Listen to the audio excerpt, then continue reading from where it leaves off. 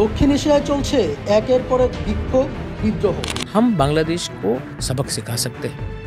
Gen Z আন্দোলনের এবার সেটা ভারতের লাদাখে সেই রকম একটা প্রোটেস্টের আগুন এই মুহূর্তে ভারতের একেবারে উপরের একটি অংশে আমরা লক্ষ্য করতে পারছি। ভারতের ভিতরে চলছে ভারত ভাঙার আন্দোলন। ভারতের বিভিন্ন জায়গার তরুণরা তাদের অধিকারের জন্য তারা আন্দোলন করতে আছে। 1948 সালে এবং 47 সালে ভারত স্বাধীন হওয়ার পর এখনো পর্যন্ত তাদের অধিকার তারা ফিরে পায়নি। বিভিন্ন সরকার এসেছে, বিভিন্ন সরকার আসার পর যারাই এসেছে ভারত সরকার হয়ে তারাই ভারতের বিভিন্ন অঞ্চলের মানুষদের বিভিন্ন অধিকার হরণ করেছে। অধিকার হরণ করেনি দিল্লি থেকে দিল্লির আশেপাশের বিভিন্ন রাজ্যগুলা তারা তাদের অধিকার ফিরে পেয়েছে এবং তারাই হলো ভারতের মেইন অঞ্চল, যার ফলে তাদের সমস্ত অধিকার ভারত সরকার দিয়েছে। কিন্তু ভারতের দিল্লি থেকে দূরে যে সমস্ত অঞ্চল আছে, বিশেষ করে সেভেন সিস্টার, এই সমস্ত অঞ্চলগুলো থেকে হায়দ্রাবাদ, গোয়া, সিকিম, এই সমস্ত অঞ্চলে তারা তাদের অধিকার ফিরে পায়নি এখনো পর্যন্ত। বিভিন্ন সরকার এসেছে, তারা বলেছে তাদের অধিকার ফিরিয়ে দেবে, কিন্তু কেউ তাদের অধিকার ফিরিয়ে দেয়নি। গত 4 থেকে 5 বছর ধরে লাদাখে একের পর এক আন্দোলন হচ্ছে। সহনস আন্দোলন না, সাধারণ আন্দোলন, নীরব নিস্তব্ধ আন্দোলন, যে আন্দোলনে কারো কোনো ক্ষয়ক্ষতি হচ্ছিল না এমন আন্দোলন করছিল।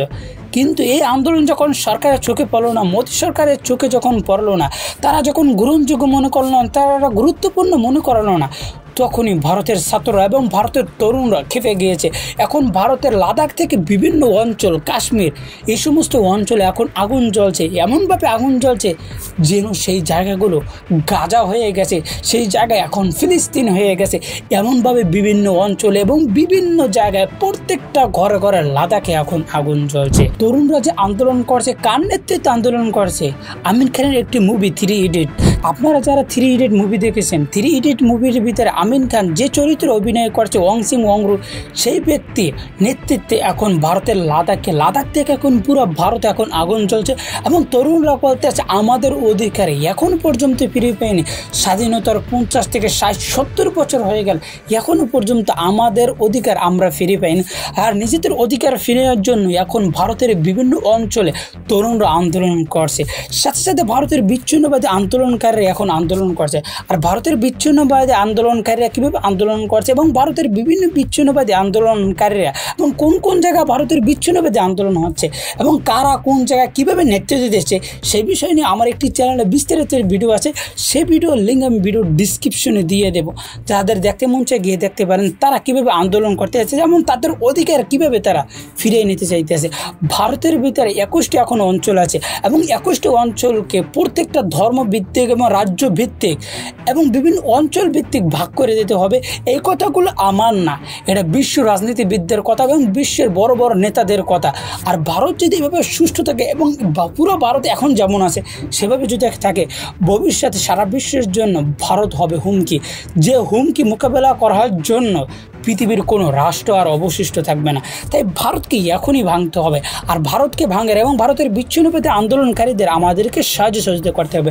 অনেকে বলতে পারেন আমরা বাংলাদেশের ছোট্ট একটি রাষ্ট্র হয়ে আমরা কেন ভারতকে সাহায্য সহযোগিতা করবো? ভারত কি আমাদেরকে গোয়া মেরেছে? এখন আমি বলছি, ভারত যদি ঠিকঠাক থাকতে পারে আগামী 30 থেকে 40 বছরের ভিতরে তারা আমাদের বাংলাদেশকে দখল করবে এবং তারা যে আমাদের বাংলাদেশকে দখল করতে যায় তাদের যে বিভিন্ন পরিকল্পনা আছে এবং তাদের পরিকল্পনা পর্যন্ত ফাঁস হয়ে গেছে এবং এই অঞ্চলকে দখল করার পর তারা কীভাবে ব্যবসা বাণিজ্য করবে সেটা পর্যন্ত ফাঁস হয়ে গেছে। ভারত অখণ্ড ভারত প্রতিষ্ঠা করতে চায়। ভারতের কয়েকদিন আগে ত্রিপুরার একজন নেতা, যেটা বাংলাদেশের লগে একেবারে বাংলাদেশের সাথে তাদের বর্ডার, ভারতের 7 সিস্টারের ভিতরে আমাদের বাংলাদেশের পার্বত্য চট্টগ্রাম কীভাবে দখল করা যায় এবং কীভাবে ষড়যন্ত্র করছে সমস্ত জিনিস একটিতে বলে দিয়েছে। একটা পডকাস্টে সে বলেছে যে কীভাবে তারা দখল করবে এবং দখল করবে কীভাবে এবং ভারত কী কী ভুল করেছে যে দখল করার ক্ষেত্রে এবং দখল করবে কীভাবে সমস্ত পদক্ষেপগুলো সে এই ভিডিওতে বলেছে। কিন্তু সে এনডিটিভি থেকে সাক্ষাৎকার দিয়েছে। আর এনডিটিভির বেশি ফুটেজ ব্যবহার করা যায় না, যার ফলে তারা 3-4 সেকেন্ডের ভিতরে তারা কপিরাইট ক্লেম এবং কপিরাইট ডাইরেক্ট স্ট্রাইক দিয়ে দেয়। ভারতে কয়েকদিন আগে এটা নিয়ে আন্দোলন হয়েছে এবং সমস্ত ইউটিউবাররা প্রতিবাদ করেছিল, কেননা 3-4 সেকেন্ড ক্লিপ ইউজ করার কারণে তারা স্ট্রাইক দিয়ে দেয়, যার ফলে তাদের ভিডিওর বড় ফুটেজগুলো মেন ফুটেজগুলো আমি দেখাইতেছি, কাট ছোটো অংশ করে দেখাইতেছি। আপনারা দেখলে বুঝবেন ভারত কীভাবে আমাদের বাংলাদেশকে দখল করতে চায়। हम बांग्लादेश को सबक सिखा सकते हैं। लाइन को ले लिया, we are land lock.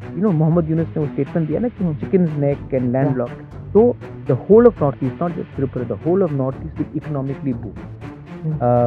We can trade freely economic zones to Indonesia. उस समय हम अगर चिटगोंग और कॉक्स बाजार ले लेते तो आज हमारा नक्शा बदल, I mean we would have been. শুধু ভারত এতটুকুই ক্ষান্ত নয়, আমাদের বাংলাদেশে একটি গোয়েন্দা সংস্থা এনএসএর বিরুদ্ধে উপর পর্যায়ে আমাদের বাংলাদেশের ভিতরে 3 জন ভারতীয় গোয়েন্দা সংস্থা ছিল। তারা এখন আমাদের বাংলাদেশ থেকে পালিয়ে গেছে, কিন্তু তারা পালাই যাওয়ার সময় আমাদের বাংলাদেশের অনেক গোপন তথ্য নিয়ে পালাইছে। কারণ তারা আমাদের বাংলাদেশকে দখল করতে চায় এবং সাথে সাথে আমাদের বাংলাদেশের বিরুদ্ধে তাদের এমন ক্ষোভ, তারা যে কোনো সময় পারলে আমাদের বাংলাদেশকে তারা দখল করবে এবং সাথে সাথে পারলে যে কোনো সময় আমাদের বাংলাদেশের মিলিটারি পাঠাবে। আমাদের বাংলাদেশ হাসিনা পতন হওয়ার পর ভারত এমন কোনো কাজ করেনি, শুধু আমাদের বাংলাদেশে মিলিটারি পাঠানো বাদে তারা সমস্ত কার্যক্রম করে ফেলেছে। শুধু মিলিটারি পাঠায়নি, ভারত এখন আমাদের বাংলাদেশের উপর এতটা রাগ, কেননা হাসিনা ছিল ভারতের গোলাম এবং ভারতের কথা মতো কাজ করতো, জনগণের জন্য, বাংলাদেশের মানুষের জন্য সে কোনো কাজ করতো না। যার ফলে হাসিনা পতন হওয়ার পর ভারতের কষ্টের আর কোনো শেষ নাই। তারা সবসময় দিনটাই আফসোস করছে এবং বাংলাদেশের প্রতি একের পর এক প্রোপাগান্ডা ছড়াচ্ছে। গত 2-1 দিন আগে ডক্টর মোহাম্মদ ইউনূস একটা সাক্ষাৎকার দিয়েছে, সেখানে বলেছে আমাদের বাংলাদেশের উপর ভারত এতটাই রাগ যে আমাদের বাংলাদেশের মানুষের অধিকার নিয়ে তারা আন্দোলন করছে, হাসিনার পতন করছে, সেটা এখনও ভারত মানতে পারেনি। শুধু মানতে পারেনি, আমাদের বাংলাদেশের মানুষ যে অধিকার, সে অধিকার যে আন্দোলন করেছে, সেই আন্দোলনকে তারা ইসলামী আন্দোলন বলছে এবং আমাকে তারা তালেবান বানাইছে। যদিও আমার দাড়িটাই নেই, এটা ডক্টর মোহাম্মদ ইউনূস বলছে, সেটা আমার কথা না, সেটা ডক্টর মোহাম্মদ ইউনূসের যে জাতিসংঘে যে মিটিং হয়েছে এবং জাতিসংঘে যে ভাষণ দিয়েছে সে সময়কার এটা সাক্ষাৎকার। The former prime minister who created all this problem and killed the young people, and that creates a lot of tension between India and Bangladesh. Also, there are fake news coming from the other side, making all kinds of propaganda that this is a very bad thing, this is an Islamist movement, and these are the Talibans who took over Pakistan, Bangladesh and so on. They have been trained in, they even say I'm a Taliban too. So I'm a Taliban. I don't have the beard, I just left it home. So, but they go and make this propaganda all the time. So I have to show my face. Look, this is the guy, the chief Taliban here. So this is how it works. তাই আমি এখন বলছি, ভারত চায় আমাদের বাংলাদেশকে দখল করতে এবং তাদের আধিপত্য বিস্তার করতে চায় এবং ভারতের অঙ্গরাজ্য বাংলাদেশকে বানাতে চায়। তাই সময় থাকতে আমাদের বাংলাদেশের প্রত্যেকটা মানুষের, আমাদের বাংলার উপর মহলে যারা বসে আছে, বিশেষ করে প্রশাসনে এবং আমাদের বাংলাদেশ সরকারে যারা বসে আছে, তাদেরকে প্রত্যেকটা কাজ ভেবে চিন্তে বুঝে শুনে নিতে হবে। যদি 1 মিনিটের জন্য, 1 সেকেন্ডের জন্য আমরা যদি অসচেতন হয়ে যাই, তাহলে যে কোনো মুহূর্তে আমাদের বাংলাদেশের বিরুদ্ধে এমন অরাজকতা সৃষ্টি করবে যা আমরা কখনো ভাবতেও পারবো না, যা আমরা কখনো চিন্তাও করতে পারবো না। আমাদের বাংলাদেশে ডক্টর মোহাম্মদ ইউনূসকে সরকার পতন হবে, আমাদের বাংলাদেশের বিরুদ্ধে উশৃঙ্খল এবং আমাদের বাংলাদেশ সব জায়গায় অরাজকতা সৃষ্টি করবে। আর ভারত এবং আওয়ামী লীগ সবসময় এটাই চাইছে আমাদের বাংলাদেশ যেন সুষ্ঠু স্বাভাবিক বাংলাদেশ না থাকে, আমাদের বাংলাদেশের বিরুদ্ধে তারা যেন সবসময় ষড়যন্ত্র করতে পারে এবং আমাদের বাংলাদেশ কখনো যে উন্নত নয়, আমাদের বাংলাদেশ কখনো শক্তিশালী নয়, বিশ্বের মাঝে আমাদের বাংলাদেশ যেন ঘুরে না দাঁড়ায়, তারা সবসময় এমন কাজ করছে। তাই আমাদেরকে সতর্ক থাকতে হবে এবং আমাদের প্রত্যেকটা কাজ, বিশেষ করে ভারতের প্রত্যেকটা কাজের উপর আমাদের নজরদারি রাখতে হবে এবং সাথে সাথে ভারতের বিচ্ছিন্নবাদী আন্দোলনকারী যারা আছে তাদেরকে সাহায্য সহযোগিতা করতে হবে। আমরা যদি এখন সাহায্য সহযোগিতা না করি, তাহলে পরবর্তীতে আমাদের আফসোস করা ছাড়া বাংলাদেশের আর কোনো পথ থাকবে না। তাই সময় থাকতে আমাদেরকে সতর্ক হতে হবে, সময় থাকতে আমাদের প্রত্যেকটা পদক্ষেপ এবং সচেতন হতে হবে। তাই ভালো থাকবেন, সুস্থ থাকবেন, চ্যানেলের পাশে থাকবেন। যারা কিন্তু আমাদের এই চ্যানেলকে সাবস্ক্রাইব করুন, অবশ্যই চ্যানেল সাবস্ক্রাইব করুন। আর যারা ফেসবুক পেজ থেকে দেখতেছেন, অবশ্যই ফেসবুক পেজটা ফলো করে রাখবেন। নিজস্ব কোনো মন্তব্য থাকলে অবশ্যই নিচে কমেন্ট বক্সে অবশ্যই নিচে কমেন্ট করে আমাদেরকে জানিয়ে যাবেন।